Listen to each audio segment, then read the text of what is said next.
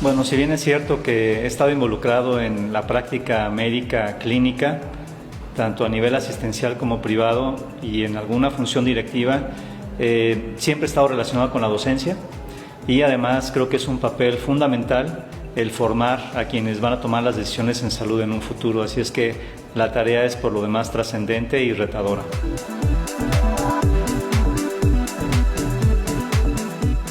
Es una pregunta que es muy interesante porque pareciera en algunas instituciones que hay una falta importante de médicos y por otro lado también tenemos un egreso también muy relevante de médicos en el país, cerca de 150,000 cada año. El problema no es tanto en que se necesiten o no, sino que están mal distribuidos. La capacidad de retención de las instituciones o de captación de las instituciones de salud es muy pobre y están, por ejemplo, en algunas ciudades pequeñas 8 escuelas de medicina y en algunos otros estados siquiera una sola. Así es que se necesitan médicos bien formados, con calidad, pero tal vez la distribución es la que no es suficientemente adecuada en el país.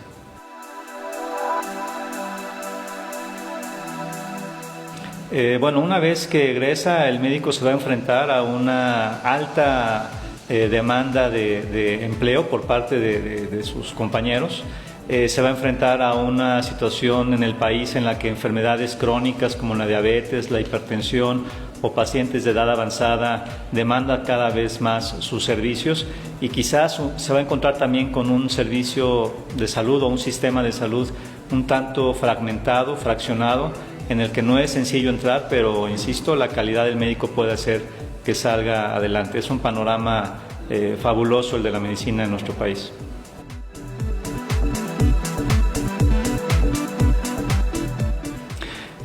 Como estudiante estuve yo en la Ciudad de México justo cuando fue el terremoto de 1985. Nos tocó en los primeros meses de la carrera estar en la zona de desastre, conocer casos dramáticos, casos de heroísmo realmente de trabajadores de la salud, la población en general, y ahí me hizo entender que realmente nosotros como estudiantes lo que teníamos que hacer era acompañar y escuchar a las víctimas. Así es que de los momentos que he vivido quizás sea el más impactante y el que más me dejó claro que en ocasiones, aunque no tengan los conocimientos, estar ahí y escuchar a tu paciente es fundamental para aliviarlo un poco.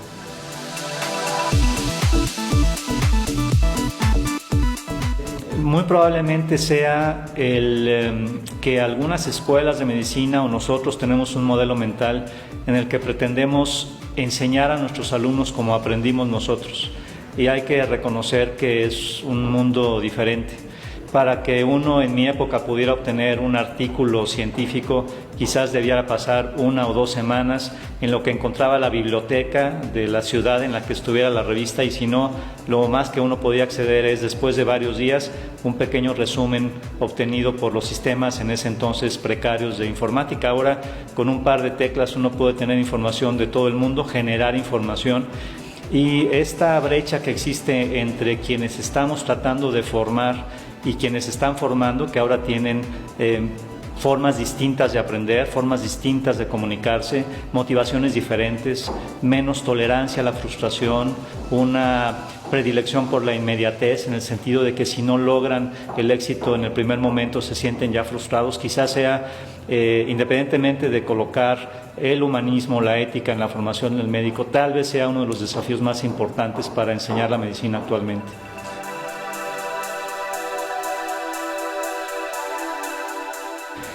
Quisiera quizás decirles que no hay que perder de vista que lo más importante es el paciente, que es precisamente la letra P la que inicia algunas palabras o actitudes que uno debe promover en su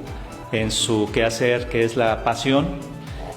que además combina con compasión, entendiendo esta como la empatía que uno debe tener con el enfermo. La paciencia, porque es una carrera de largo tramo, no es algo que se pueda obtener pronto y hay muchas caídas en el camino. La otra quizás sea la planeación, porque uno tiene perfectamente que tener claro el objetivo, los pasos que tiene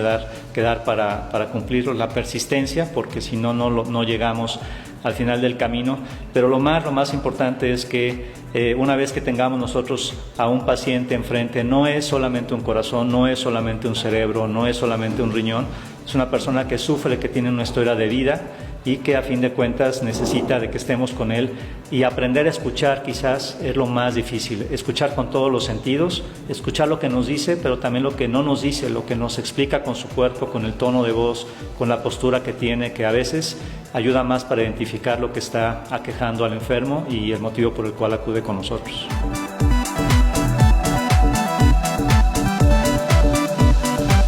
La capacidad de trascender positivamente en las personas,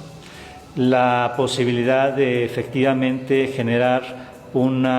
transformar. Aquí yo tengo un lema en la Escuela de Medicina, que debemos pasar de formar a transformar, y no es nada más transformar la vida de quien está estudiando medicina. Nosotros somos formadores de quienes van a tomar decisiones de salud en todo el mundo, sino transformar la vida de las personas. En ocasiones